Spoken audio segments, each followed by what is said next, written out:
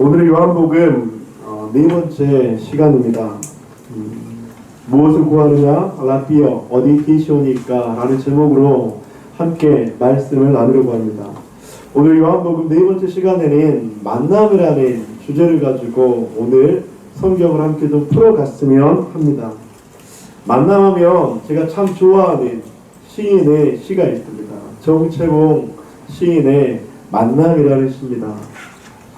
가장 잘못된 만남은 생선과 같은 만남이다. 만날수록 비린내가 묻어오니까.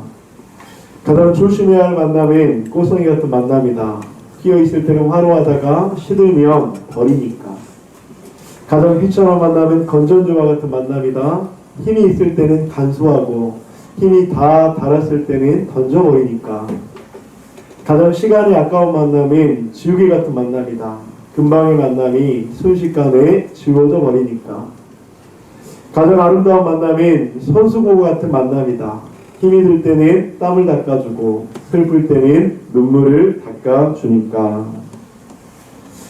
성도님들, 우리가 살아가면서 만남은 참으로 중요하다고 생각합니다. 만남을 통해서 우리의 희노애락을 경험하기도 하죠.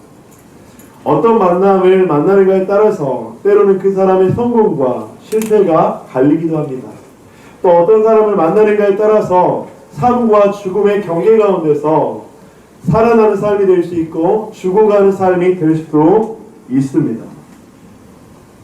만날수록 비린내가 나는 것 같은 생선과의 만남, 늘 좋은 것 같지만 금세 시들어버리는 꽃송이와 같은 만남, 건전지와 같은 만남, 비천한 만남, 시간이 아까운 지우개와 같은 만남, 손수건과 같은 땀을 닦아주고 눈물을 닦아주는 만남. 여러분들, 지금 여러분들은 어떤 만남 가운데 있습니까? 어떤 만남을 추구하고 있습니까? 그런데 분명한 사실은요, 우리는 어떤 모양으로든 이런 만남, 누군가의 만남을 하고 있다는 것이죠. 그리고 또 한 가지는 우리는 영원한 하나님 나라에 들어갈 때까지 어떤 모양의 만남이든지 계속 될 수밖에 없다고 하는 것입니다. 심리학자 짐 론이라는 분은 그래서 만남에 대해서 이런 이야기를 합니다. 당신은 가장 자주 만나는 5사람의 평균이다. 그러니까 나라는 사람이 내가 가장 만나는 5사람의 평균의 모습이 바로 나의 모습이다 라고 이야기를 합니다. 즉 나의 인간관계, 그 만남이 나의 모습을 대변해 줄 수 있다고 하는 것이죠. 오늘 본문에서는 중요한 만남 3번의 만남이 언급되고 있습니다. 세례 요한과 제자들의 만남은 지난주에 나눴기 때문에 그 만남을 빼고 3번의 만남이 등장을 하는데, 저는 그 만남 가운데 저만의 이름을 한번 붙여봤습니다. 오늘 성경에서 말씀하시는 만남, 그 만남들을 함께 보셨으면 좋겠습니다. 그러면서 이런 도전을 받았으면 좋겠습니다. 나는 지금 어떤 만남 가운데 있는가? 나에게 진정으로 필요한 만남은 무엇인가?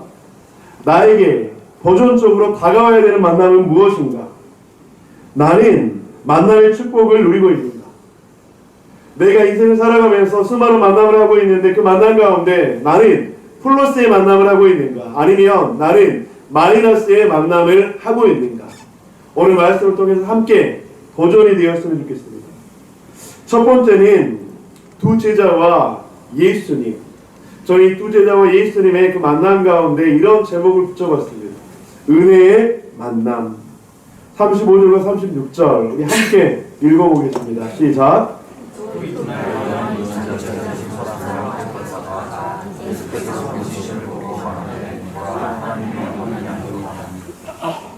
지금 본문에 나오는 두 제자는 요한과 안드레입니다. 세례 요한이 아니고요, 사도 요한입니다. 사도 요한과 안드레, 그들은 세례 요한의 제자였죠. 그런데 세례 요한의 외침, 보라 하나님의 어린 양이로다.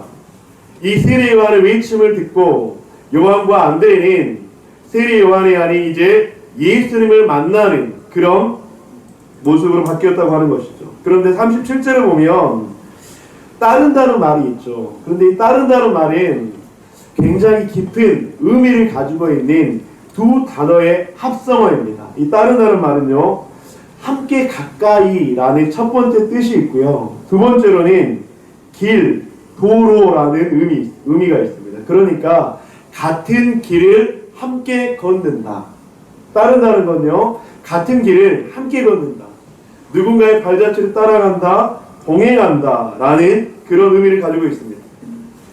요한과 안드레는 자신의 스승이었던 세리 요한의 외침, 보라 세상 죄를 지고 온 하나님의 어린 양이로다, 그 말씀을 듣고 이제는 그 예수님과 함께 같은 길을 걷는 동행하는 관계로 변화되게 된 것이죠.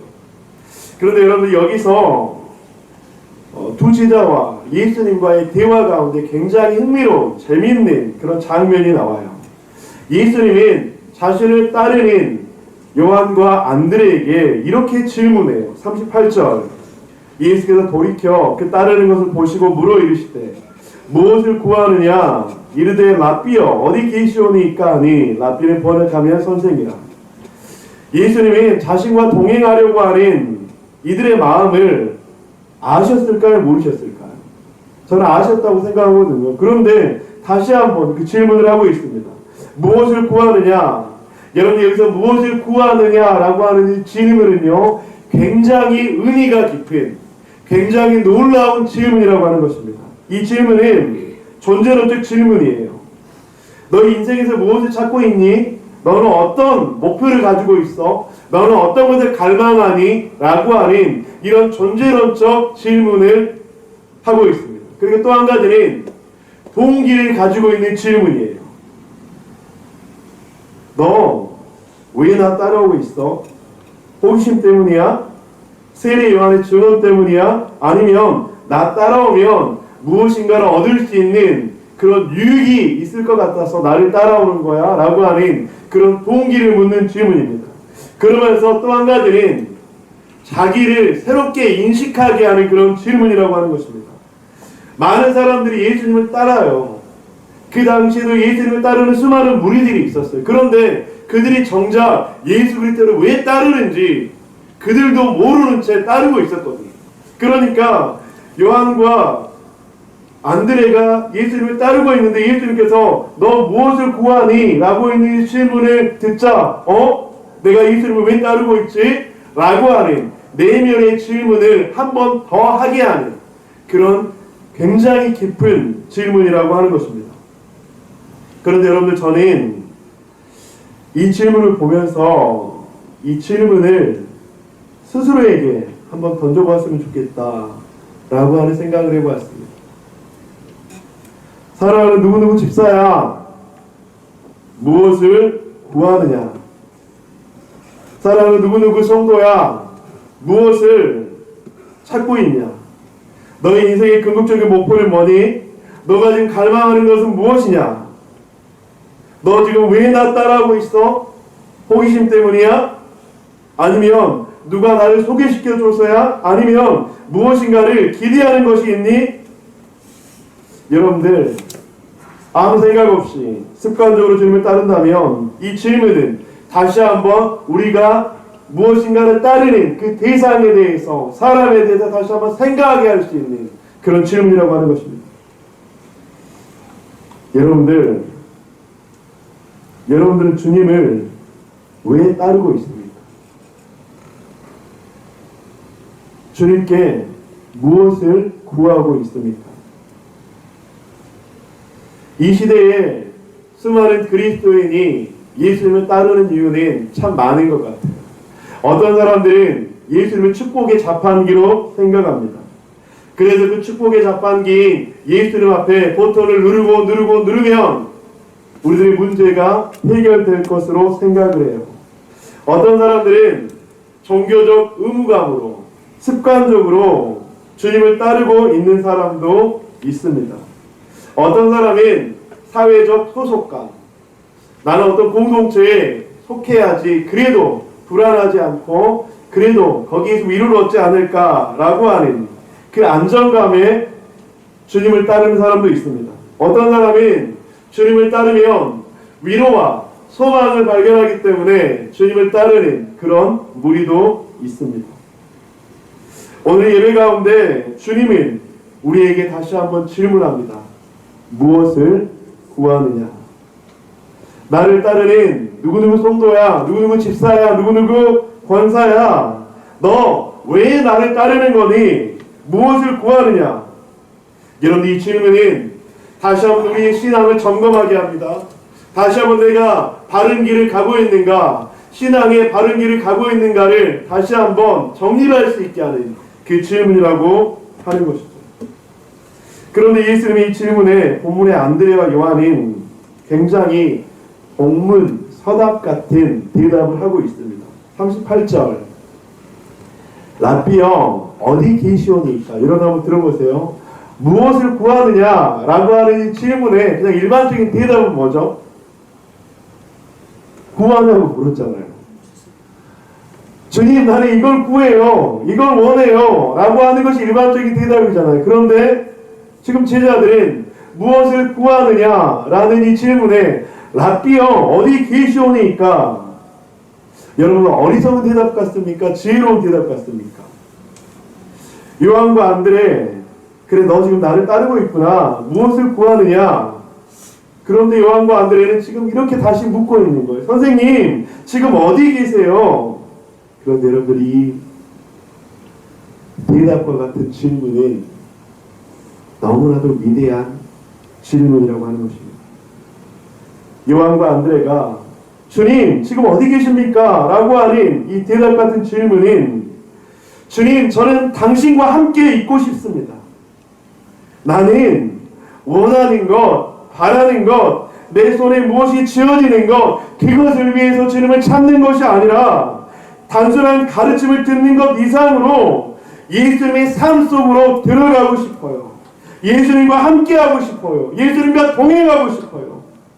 당신과 깊은 인격적인 관계를 맺고 싶습니다.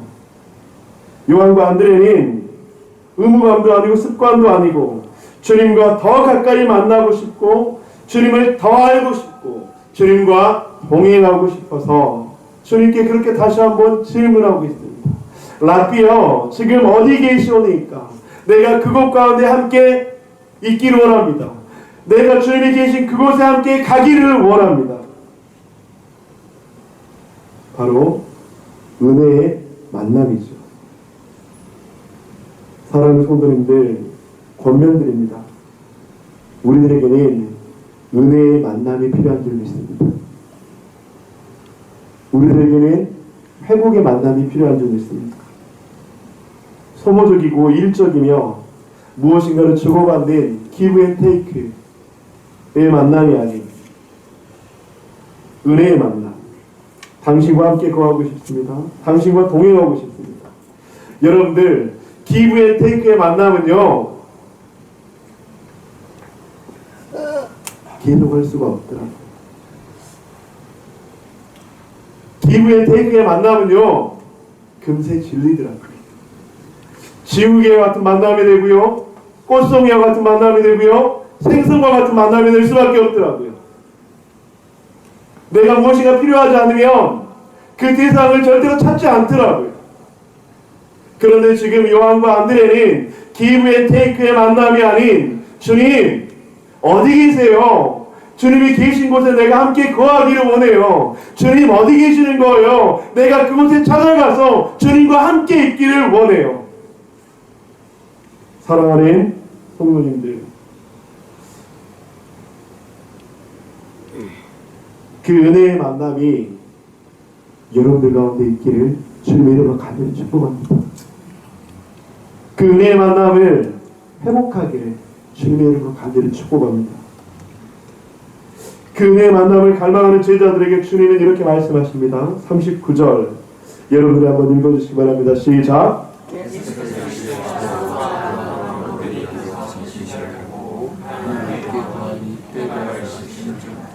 얼마나 위대한 초청입니까? 무엇을 구하느냐?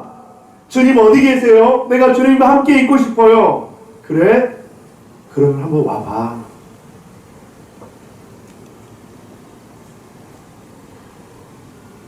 제자들은 예수님이 계신 데를 보고 그날 함께 거하는 은혜의 만남이 시작되었습니다. 오늘 본문에서 10시라고 하는 이 시간은 유대식으로 오후 4시를 의미합니다.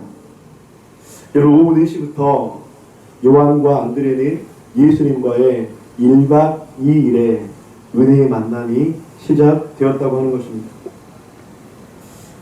우리는 주님을 왜 만나려고 하는 것입니까? 무엇을 구하고 있습니까? 오늘 본문의 제자들은 무엇을 구하기 이전에 주님 그 존재, 주님 그 자체를 너무나도 간절히 원했다고 하는 것이죠.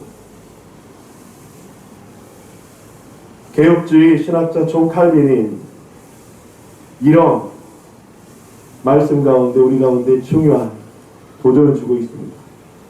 칼빈이 이렇게 이야기해요. 진정한 신앙의 목적은 선물이 아니라 선물을 주시는 분이다. 다시 한번 말씀드릴게요. 진정한 신앙의 목적은 선물이 아니라 선물을 주시는 분이다. 시편 27편 4절 가운데 시인은 이렇게 고백합니다. 내가 여호와께 바라는 한 가지 일 그것을 구하리니 곧 내가 내 평생에 여호와의 집에 살면서 여호와의 아름다움을 바라보며 그의 성전에서 사모하는 그것이라. 병 고침을 구합니다. 축복을 구합니다. 문제 해결을 구합니다. 위로를 구합니다. 천국을 구합니다. 지혜를 구합니다. 우리 모두에게 우리가 살아갈 때 필요한 것들입니다. 하지만 우리의 고백이 그 고백을 뛰어넘기를 주님의 이름으로 간절히 축복합니다. 주님, 나는 주님을 원합니다. 주님과 함께하기를 원합니다. 주님을 더 사랑하고 싶습니다. 주님의 은혜 가운데 거하고 싶습니다. 사랑하는 성도님들,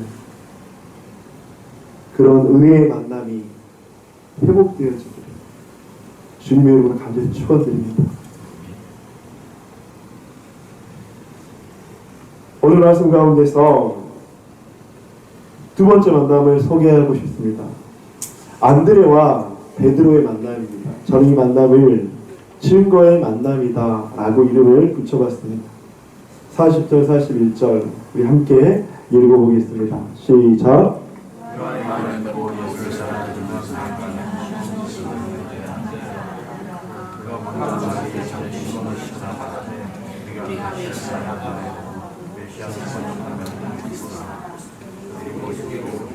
저는 이 구절만 보면 굉장히 궁금한 게 있어요, 여러분들. 뭐냐면 이제 요한과 안드레가 예수님과 1박 2일 이런 시간을 보내게 되는데 뭘 하셨을까? 여러분들 뭘 했을 것 같아요? 여러분들이 1박 2일의 시간 동안 무엇을 했을까? 성경에 그에 대한 기록은 나와 있지는 않습니다. 그런데 뭘 했을까? 저는 일단 저녁 식사를 먹지 않았을까요? 식탁에 걸려있을 것 같아요. 예수님은 손수 요한과 안드레를 위해서 정성스러운 사랑의 식탁을 준비했을 것 같아요. 그것뿐이었을까요? 아마 모닥불을 피워놓고 밤새도록 예수님과 그 제자들은 이런저런 이야기를 했을 거예요. 제자들은 예수님께 그렇게 묻지 않았을까요? 예수님, 있잖아요. 제가 이런 일들이 있었는데요. 이런 어려움들이 있었는데, 이런 고난들이 있었는데요. 이런 아픔들이 있었는데요. 너무나도 힘들었습니다.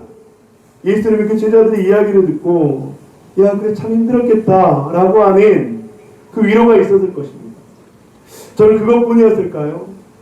이 두 제자는 예수님과 함께 1박 2일을 거하면서 예수님, 그런데 예수님의 말을 듣고 보니까 그게 참 연약한 저의 모습이었네요. 저의 죄악이었네요. 주님, 이 죄악들을 어떻게 해야 되죠? 그래? 그러면 한번 회개하면 어떨까? 저는 예수님과의 1박 2일 가운데 제자들은 그런 놀라운 은혜의 만남의 시간들을 보냈을 거라고 생각합니다. 그러면서 아마 눈물도 펑펑 흘렸을 거예요. 그리고 너무나도 감격에 찬 그 은혜의 시간이었을 거예요. 여러분들, 예수님을 만났던 적이 있습니까? 오늘 요한과 안드레가 예수님을 만나며 그 놀라운 은혜의 시간들을 보냈던 것처럼 여러분들의 인생 가운데 신앙의 여정 속에서 예수님과의 그 깊었던 은혜의 만남, 축복의 만남의 시간이 있지 않으셨습니까?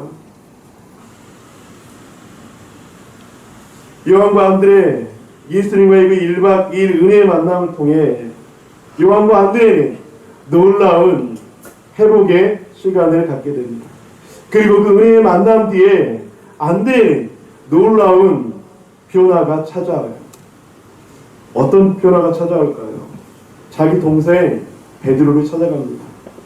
베드로야, 베드로야, 내가 만났어. 우리가 메시아를 만났어. 그리고 베드로를 예수님께로 데려온다고 하는 것이죠. 저는 본문을 보면서 오늘 또 이게 우연인지 필연인지 모르겠지만 또 오늘 작정데이가 함께 작정하고 기도하는 시간을 갖잖아요. 그러면서 다니엘 전도축기도 다시 한번 생각을 해봤습니다. 그런데 여러분들 매년 누구를 데려와야 하나? 그런데 오늘 성경에서는 중요한 원리를 우리들에게 말씀해 주고 있습니다. 무엇을 전하기 이전에, 데려오기 이전에 무엇이 중요하다고요? 은혜의 만남. 내가 예수 그리스도를 은혜 가운데 만나고 있는가? 예수 그리스도의 그 놀라운 은혜의 만남이 나에게 있는가? 은혜의 만남을 간절히 소망해야 합니다. 그리고 그 만남 이후에 안드레는 드디어 작정합니다. 한 영혼을 찾았습니다. 안드레는 형제 시몬 베드로를 찾았습니다. 그가 먼저 자기의 형제 시몬을 찾아 NIV 성경에는 find라고 이야기하고 있습니다. 찾다라는 것이죠. 그리고 그는 tell, 우리가 메시아를 만났다라고 베드로에게 이야기합니다. 그리고 안드레는 그 영혼을 예수님께로 데리고 왔다고 하는 것입니다. 사랑하는 성도님들, 우리는 대상자를 찾아야 해요. 그리고 그들에게 말해야 합니다. 내가 예수 그리스도를 만났어. 내가 예수 그리스도를 만나고 나의 삶이 이렇게 변화되었어.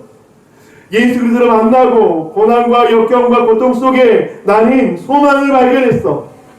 라고 말할 수 있어야 합니다. 그리고 너도 한번 와봤으면 좋겠다. 사랑하는 성도님들, 이 질문을 우리 스스로에게 한번 던져보면 어떨까요?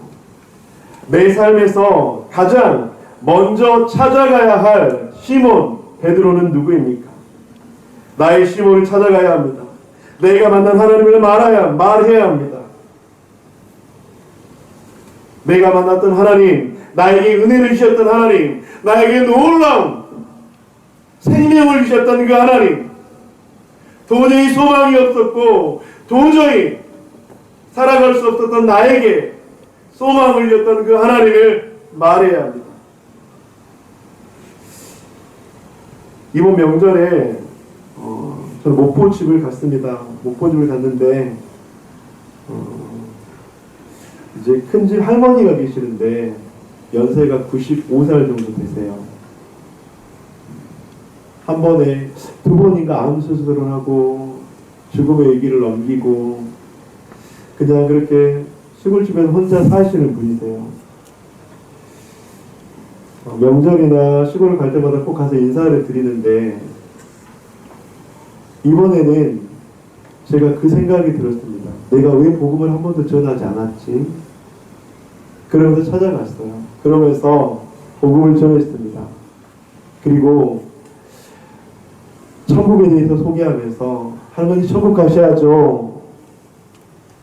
그런데 놀라운 일이 벌어졌습니다. 제가 하는 기도를, 이용적 기도를 따라하고 눈물을 흘리면서 자신의 삶에 대해서 잠시 이야기를 하는 거예요. 제가 그게 너무 신기해서 할머니 이야기를 잠시 영상으로 좀 찍었는데 우리 잠시 한 30분 정도 되는 거 한번 보도록 하겠습니다. 혼자 심지 내가 어떻게 그 속에서 교회를 들고 내가 절대 할머니가 또 올라붙네. 그래 여기서 저기서 못 견디는 내가 너하고 싸움도 안 해보고 너하고 입 다툼도 안 해봤었잖아. 그러고 살았어. 말년에 좀 오래 산 것이 내가 죄인이야. 할머니 조금 전에 기도했으니까 이제 천국 가는 거예요. 예. 아멘. 아멘. 아멘. 고마워. 다른 소그림들 찾아야 합니다. 그리고 말해야 합니다. 그리고 데려오셔야 합니다. 하나님의 놀라운 구원의 계획과 하나님의 그 놀라운 역사를 소망해야 합니다. 내가 찾아야 할 시몬 베드로는 분명히 있습니다. 내가 찾아야 할, 전해야 할, 말해야 할 한 영혼은 분명히 있는 줄 믿습니다. 오늘 본문 가운데서 세 번째로 베드로와 예수님의 만남을 한번 이야기하고 있습니다. 저는 이 베드로와 예수님의 만남을 소망의 만남이라고 그렇게 이름을 지어봤습니다. 두 번째 친구의 만남 이후에 놀라운 일이 벌어졌죠. 42절 데리고 예수께로 오니 예수께서 보시고 이르시되 내가 요한의 아들 시몬이니 장차 게바라리라 하시니라. 게바는 번역하면 베드로라. 여러분들 베드로는 어부였죠. 그런데 베드로에게 평범한 하루가 아닌 놀라운 인생의 전환점과 같은 한 날이 찾아왔습니다. 아마 이날은 갈릴리에서 고기를 잡고 있었던지 아니면 그물을 깁고 있었던지 했을 거예요. 그런데 그런 베드로에게 한 분이 찾아오십니다. 그리고 그분은 베드로와 이야기를 하십니다. 베드로의 인생을 바꾸는 놀라운 만남의 시간입니다. 그럼 저는 여러분 이 세 번째 만남에서 주목해서 보아야 될 성경 구절이 있습니다. 자, 성경 구절 한번 보실까요? 1장 42절 데리고 예수께로 오니 예수께서 보시고 이르시되 내가 요한의 아들 시몬이니. 여러분들 예수님은 베드로, 이 요한의 아들 베드로 시몬이 어떤 사람인지 다 알고 계셨다고 하는 것입니다. 예수님께서는 베드로의 가문도 하셨고요, 베드로의 배경도 하셨고요, 베드로의 직업도 하셨고요, 모든 것을 알고 있었습니다. 베드로의 부족함도 하셨고요, 베드로의 죄악도 하셨고요, 베드로의 연약함도 다 알고 계셨습니다. 여러분들 베드로는 어떤 사람입니까? 여러분 성경에서 베드로에 대해서 어떻게 이야기합니까? 베드로는 굉장히 충동적인 사람이었습니다. 대제사장 말고의 종의 그 귀를 칼로 벤 너무나 충동적인 사람이었습니다. 베드로는 너무나도 변덕스러운 사람이었습니다. 베드로는 너무나도 나약함의 사람이었습니다. 예수님을 세 번이나 부인하고 저주했던 그런 사람이죠. 그런데 예수님이 그런 베드로를 보시고 어떻게 말씀하고 있다고요? 내가 요한의 아들 시몬이니 장차 게바가 되리라. 게바라고 하는 말은 아람어예요. 아람어로 반석. 헬라어로는 페트로스, 바로 베드로라는 이름을 쓰죠. 장차 게바라 하리라. 베드로야, 너 나중에 반석 같은 믿음의 사람이 될 거야. 그런데 여러분 베드로는 어떤 사람이었다고요? 실투투성이었습니다. 책망투성이었습니다. 죄악투성이었습니다. 실패투성이었습니다. 그런데 베드로는 예수님은 그 베드로를 보시고 베드로야, 네가 지금은 실패투성이, 책망투성이, 죄악투성이 그런 투성이지만 너는 장차 게바가 될 것이야. 반석 같은 믿음의 사람이 될 거야. 사랑하는 성도님들, 주님께서 말씀하시는 이 음성을 듣는 저와 여러분들 되시기를 간절히 축복합니다. 장차 게바가 되리라. 이 말씀은 우리를 향한 하나님의 놀라운 축복의 말씀인 줄 믿습니다. 죄악투성이, 실수투성이, 실패투성이, 책망투성인 우리를 바라보며 사랑하는 아들아, 사랑하는 딸아, 너는 장차 게바가 될 거야. 반석 같은 믿음의 사람이 될 거야. 말씀 준비하면서 저는 이 메시지가 저와 여러분들을 향한 메시지구나 라는 생각을 했습니다. 여러분들 지금 이 음성이 들리십니까? 들려야 돼요. 이 음성이 들려야지 우리는 살아갈 수 있습니다. 이 음성이 들려야지 우리는 소망의 사람이 됩니다. 이 음성을 들어야지 우리는 하나님의 자녀로 살아갈 수 있다고 하는 것입니다. 우리들을 너무나도 사랑하셔서 죽기까지 자신을 십자가에 못 박고 돌아가시면서 너의 모습은 지금 이런 상황이지만 너는 장차 개바가 될 거야 라고 말씀하시는 하나님의 놀라운 음성이 믿어지기를 주님의 이름으로 간절히 축복합니다. 한 가지 더 도전을 드리고 싶습니다. 혹시 장차 개바하리라 라고 하시는 이 개바라고 불려야 될 사람이 여러분들 가운데 여러분들 주위에 있지 않습니까? 주님께서 찾으시는 개바와 같은 한 영혼이 있지 않습니까? 실수투성이이고 죄악투성이이고 책망투성이이고 실패투성이이지만 예수 그리스도의 십자가의 은혜로 말미암아서 장차 개바가 되리라 라고 말씀하시고 불려야 될 한 영혼이 여러분들의 주위에 있지 않습니까? 주님께서는 그 영혼에게 소망의 만남이 되기를 원하십니다. 주님께서는 우리에게 소망의 만남이 되기를 간절히 원하십니다. 사랑하는 성도님들, 여러분들 어떤 만남 가운데 있습니까? 어떤 만남을 만나야 합니까? 누구와의 만남이 나의 영혼을 살릴 수 있고 누구와의 만남이 나의 영혼을 장차 개바가 되리라 라고 말씀하시는 그 축복에 들을 수 있습니까? 예수 그리스도만이 그 만남이 되는 줄 믿습니다. 예수 그리스도만이 그 소망이 되는 줄 믿습니다. 사랑하는 성도님들, 예수님 안에 소망이 있습니다.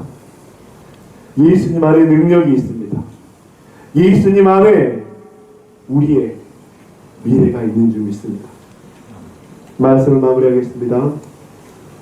오늘 본문에서는 우리들에게 중요한 만남을 이야기합니다. 첫 번째, 은혜의 만남을 사모해야 합니다.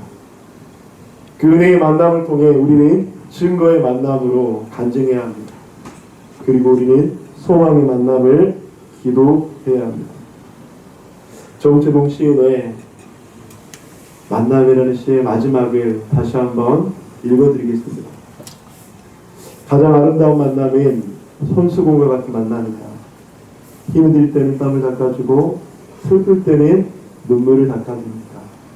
사랑하는 성도님들, 우리의 만남이 이런 만남 되기를, 예수 그리스도의 만남이 이런 만남 되기를 주님의 이름으로 간절히 축원드립니다.